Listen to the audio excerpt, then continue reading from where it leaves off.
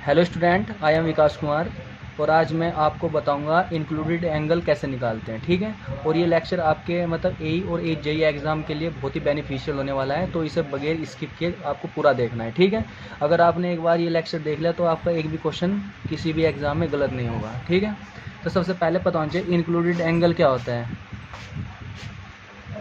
Included angle, तो included angle क्या होता है, जैसे दो लाइन के बीच में बने एंगल को, क्या बोलते हैं, इंक्लूडेड एंगल। तो जैसे एक लाइन ये हो गई मेरे पास ए और बी, एक लाइन कौन सी होगी, ए और बी, दूसरी लाइन कौन सी होगी, बी और सी। तब इन दोनों के बीच में बना जो एंगल होता है, तो एक ये अंदर वाला एंगल हो गया, ये कौन सा हो गया, बाहर वाला एंगल। तो इन दोनों एंगल को इंक्लूडेड एंगल कहा जाएगा। लेकिन शर्त यह है कि वो ये बाहर वाला इंक्लूडेड एंगल कब कहेंगे और जो अंदर वाला इंक्लूडेड एंगल ये कब कहा जाएगा। तो ये किस पे डिपेंड करता है, ये ट्रैवर्स के बनने के फॉर्मेशन पर डिपेंड करता है कि ट्रैवर्स कौन सी डायरेक्शन में बनना है। ठीक है। अगर क्लॉकवाइज डायरेक्शन में बनना है तब इंक्लूडेड एंगल कौन सा होगा, अगर एंटी क्लॉकवाइज डायरेक्शन में ट्रैवर्स बना है तब इंक्लूडेड एंगल कौन सा होगा। ठीक है। तो ये कंडीशंस देखते हैं। तो सबसे पहले आपको 2-3 नोट पॉइंट याद रखने। सबसे पहले क्या याद रखना है कि जो एंगल होता है, जो इंक्लूडेड एंगल होता है, वो हमेशा क्लॉकवाइज डायरेक्शन में मेजर किया जाता है। कौन सी डायरेक्शन में, क्लॉकवाइज डायरेक्शन में। क्लॉकवाइज डायरेक्शन कौन सी होती है, जिसमें घड़ी मूव करती है। पहला ये हो गया। दूसरी कंडीशन क्या होगी कि जिस डायरेक्शन में ट्रैवर्स फॉर्म होगा, उस डायरेक्शन में हमेशा इंक्लूडेड एंगल को मेजर करते हैं। ठीक है। तो सबसे पहले मैंने देखा कि जो ट्रैवर्स है भाई मेरा बनना स्टार्ट हुआ क्लॉकवाइज डायरेक्शन में। जैसे मेरे पास क्या है, ट्रैवर्स क्या होता है, कंट्रोल पॉइंट्स को मिलाने वाली जो लाइन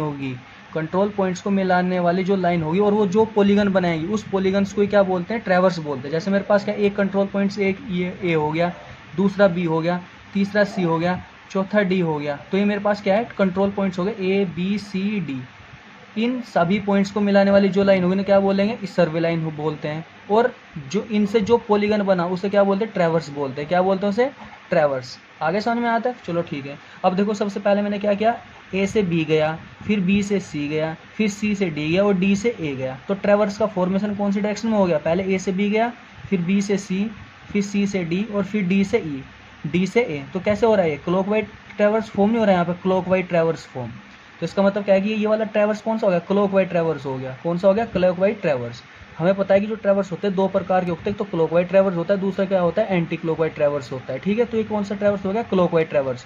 अब इस केस में देखते हैं यहाँ पर इंक्लूडेड एंगल, एक दो लाइन के बीच का एंगल, एक ये भी है और एक ये बाहर वाले भी। अब यहाँ देखना पड़ेगा कि मैंने दो कंडीशन बता रखी थी कि जो इंक्लूडेड एंगल होता है हमेशा क्लॉकवाइज डायरेक्शन में बनता है और ट्रैवर्स के बनने की डायरेक्शन में बनता है। अगर देखो मैं इंक्लूडेड एंगल को ये वाला मेजर करूँगा, तो देखो ये वाला एंगल कैसे मेजर हो रहा है, ये एंटी क्लॉकवाइज डायरेक्शन में मेजर हो गया। तो हमारी तो शर्त फेल हो गई यहाँ पर। तो मुझे क्या करना पड़ेगा, बाहर वाले की तरफ मेजर करना पड़ेगा। देखो ये वाला।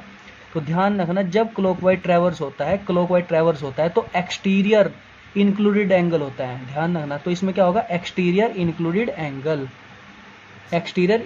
एंगल। अब एक नोट पॉइंट और याद रखना है आपको, क्लॉकवाइज ट्रैवर्स में एक्सटीरियर इंक्लूडेड एंगल का जो सम होता है वो कितना होता है, 2n + के 4 गुणा 90 डिग्री। समझ गए। जहाँ पे n क्या होगी, ट्रैवर्स की साइड, जैसे एक साइड, दो साइड, तीन साइड, चार साइड। तो मैं अगर यहाँ से मुझे क्या दे रखा है, ये वाला एक्सटीरियर एंगल दे रखा है, ये वाला एक्सटीरियर एंगल दे रखा है, ये वाला एक्सटीरियर एंगल दे रखा है, लेकिन मुझसे पूछ लिया बताओ ये वाला कितना होगा। तो मैं डायरेक्टली फॉर्मूला लगाऊंगा 2n + 4 × 90 डिग्री और बराबर किसी कर दूँगा θ1 + के θ2 + के θ3 + के θ4। तो यहाँ से इक्वेशन बना के मैं सोल्व कर सकता हूँ यहाँ पर। ठीक है। तो ध्यान रखना, जब क्लॉकवाइज ट्रैवर्स होगा तो इंक्लूडेड एंगल कौन सा होगा, एक्सटीरियर वाला होगा। Anti clockwise traverse, anti clockwise का मतलब मेरे पास क्या, एक कंट्रोल पॉइंट सी हो गया, दूसरा कंट्रोल पॉइंट सी हो गया, तीसरा कंट्रोल पॉइंट सी हो गया, चौथा कंट्रोल पॉइंट सी हो गया मेरे पास। अब मैं क्या गया, मैं ट्रैवर्स फॉर्म कर रहा हूँ भाई, यहाँ से ए से बी गया, फिर बी से सी गया, फिर सी से डी गया, फिर डी से ए गया यहाँ पर। ठीक है। अब देखो ट्रैवर्स का फॉर्मेशन कैसे हो रहा है, एंटी क्लॉकवाइज डायरेक्शन में हो रहा है। कौन सी डायरेक्शन में हो रहा है, एंटी क्लॉकवाइज डायरेक्शन में। अब जब ट्रैवर्स का फॉर्मेशन एंटी क्लॉकवाइज डायरेक्शन में होता है तब इस केस में इंक्लूडेड एंगल कौन सा होगा। अब देखते हैं यहाँ पर, अगर मैं इस टाइप से यहाँ पे इंक्लूडेड एंगल को मेजर करूँ बाहर से, तो इंक्लूडेड एंगल के मेजर करने की डायरेक्शन कौन सी हो गई, एंटी क्लॉकवाइज नहीं हो जाएगी। तो ये तो मेरी शर्त है ही नहीं थी। तो मैं क्या करूँगा, इंक्लूडेड एंगल को कैसे मेजर करूँगा, अंदर की ओर मेजर करूँगा। देखो ये क्लॉकवाइज डायरेक्शन में मेजर हो रहा है और मतलब ट्रैवर्स जिस डायरेक्शन में फॉर्म हो रहा है उस डायरेक्शन में बनना है। तो ध्यान रखना, जब एंटी क्लॉकवाइज ट्रैवर्स होगा तब इस केस में जो इंक्लूडेड एंगल होगा वो क्या होगा, इंटीरियर टाइप होगा। कौन सा होगा, इंटीरियर, मतलब अंदर वाला जो एंगल होगा इस केस में इंक्लूडेड एंगल होगा। तो ध्यान रखना जब एंटी क्लॉकवाइज ट्रैवर्स बनता है तो इंटीरियर इंक्लूडेड एंगल का जो सम होता है कितना होता है 2n-4 गुणा 90 डिग्री। ठीक है, अब चलो मैं एक क्वेश्चन ले लेता हूँ यहाँ पे आपके लिए।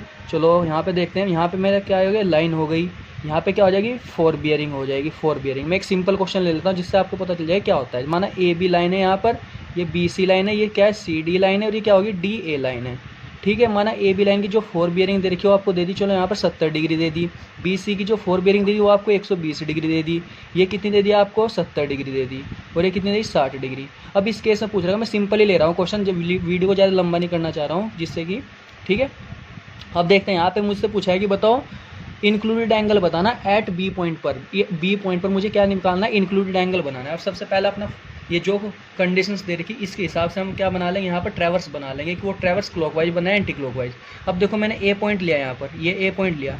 अब देखो यहाँ पे जो बियरिंग दे रखी है इसमें इसके साथ कोई डायरेक्शन ही नहीं दे रखी यहाँ पर, तो इसका मतलब क्या हो सकता है कि ये वाली कौन सी बियरिंग दे रखी है, हमें होल सर्कल बियरिंग दे रखी है। और हमें पता है कि होल सर्कल बियरिंग को हमेशा नॉर्थ से मेजर करते हैं और क्लॉकवाइज डायरेक्शन में मेजर करते हैं। जैसे मैंने यहाँ पे क्या लिया, ए पॉइंट ले लिया है, तो ए पॉइंट से ए बी लाइन कितने डिग्री का एंगल बनाया, 70 डिग्री का, तो लो 70 डिग्री क्या हो गया, बी पॉइंट हो गया। यहाँ पर ये वाला एंगल कौन सा हो जाएगा, 70 डिग्री हो गया। तो यहाँ पे फिर डायरेक्शन बनाओ। अब बी पॉइंट से कितने डिग्री का एंगल बनना है, बी सी लाइन 120 डिग्री का, तो 120 डिग्री यहाँ पे फोर्थ क्वाड्रेंट में होगा, तो ये होगा, ये वाला एंगल कितना आएगा टोटल 120 डिग्री। अब मुझे आगे मेजर करने की जरूरत ही नहीं है, क्यों नहीं है मुझे आगे मेजर करने की जरूरत, क्योंकि मुझे जो एंगल, मुझे तो ये वाला इंक्लूडेड एंगल निकालना है बी पर। अब देखो यहाँ पर मैं सबसे पहले ए से बी गया, फिर बी से सी गया, फिर सी से डी जाऊँगा। इसका मतलब क्या है कि जो ट्रैवर्स कौन से डायरेक्शन में फॉर्म हो रहा है, ये क्लॉकवाइज डायरेक्शन में फॉर्म हो रहा है यहाँ पर। इसका मतलब क्या है कि इंक्लूडेड एंगल इस केस में कौन सा होगा, बाहर वाला होगा। तो ये जो टोटल जो एंगल होगा ये वाला थीटा, इसे क्या कहेंगे इस केस में, इंक्लूडेड एंगल कहेंगे। तो ये इंक्लूडेड एंगल कितना होगा, थीटा। अब देखो ये यहाँ से लेके यहाँ तक एंगल कितना, 120 डिग्री। अगर मैं ये यहाँ से लेके यहाँ तक एंगल कितना, 120 डिग्री, 120 डिग्री हो गया, प्लस ये वाला जो एंगल होगा ये कितना होगा, ये 90 डिग्री होगा, प्लस ये वाला एंगल निकालना है मुझे यहाँ पर, ये वाला एंगल। अब ये वाला एंगल कैसे निकाल सकता हूँ, अब यहाँ देखते हैं ये टोटल क्वाड्रेंट का एंगल कितना होता है, 90 डिग्री। अगर 90 में से 70 घटा दो तो 20 डिग्री नहीं होगा यहाँ पर, चलिए 20 डिग्री हो गया। अब जितना एंगल ये वाला होगा इतना एंगल ये छोटू सा होगा यहाँ पर, ये वाला छोटू सा, जिसे क्या बोलते हैं, एकांतर कोण। हिंदी में क्या बोलते हैं इसे, एकांतर कोण। इंग्लिश में बोलते हैं अल्टरनेट इंटीरियर एंगल। तो मैं देखो यहाँ पर ये 120 ये जोड़ दिया, प्लस 90 ये जोड़ दिया मैंने यहाँ पर, प्लस 20 ये जोड़ दिया, तो कितना हो जाएगा इसका यहाँ पे एंगल, 120 से कितना 140, 140 और प्लस 90 कितने हो जाएंगे यहाँ पर, 0 9 4 13 का 3 का हासिल को 1 और 1 2, तो 230 डिग्री हो जाएगा इस केस में इंक्लूडेड एंगल। ठीक है, तो ओके गाइज, अगर आपको वीडियो अच्छी लगी तो लाइक कीजिए, सब्सक्राइब कीजिए और शेयर कीजिए। ठीक है, ओके, थैंक यू।